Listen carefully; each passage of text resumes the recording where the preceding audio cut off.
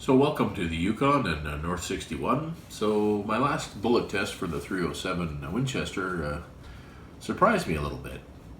The 170 grain bullets that are designed for a 30-30 are really designed for, in a regular 20-inch 30-30, they're going 2,100 feet per second.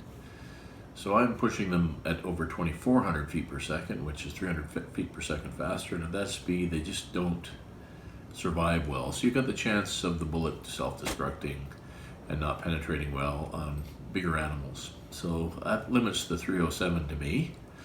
So I went back to the basement and got on the lathe, and I want to show you some of my creations. So the 150 grain wood lay, very impressive. It's bonded, really clings together well, and if you take a look at this super flat point, it gives you kind of an idea. That's a nice flat point. It almost looks like they put it in a lathe. So if they can put it in a lathe, so can I. Looks like a spitzer that's just been shortened. And you know, when you do shorten it, look at the amount of lead you have there. That should help expansion.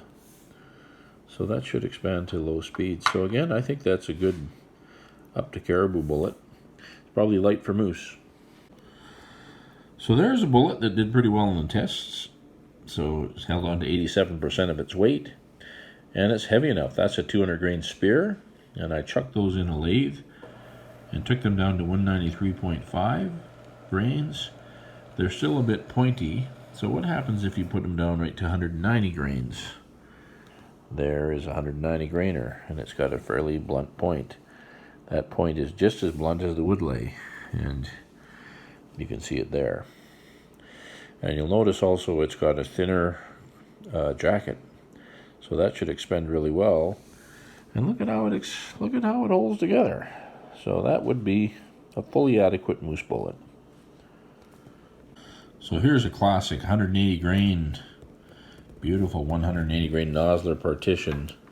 You can tell it's a Nosler because if you take a look at the base of that bullet, there's the lead there. Look how thick that little jacket is. There they are. Look at those beauties. So those are the Nosler bullets. Those are 180 grain Noslers. They started, and now they're a flat point Nosler partition bullet at 169 grains. I tried to get to 170, but I took a little bit too much off them. But look at that nice flat point. So that, I'm going to try those. I think those are going to be really, really great. And they take about a minute each. So a box of 50 would take you about an hour. And suddenly you got these really nice, unique kind of projectiles. And they're flat points, so they should be very safe in the tubular magazine. And they should hit hard too. Look at that. Boom. And again, with all that lead, I think they'll open up really fast. And then the belt and the thick jacket will hold these together. So that shoots well. That's going to be a great bullet. And then after all that work, look what I found in the sports lodge today. Partition 170 grain round noses. So these are designed for the 30-30.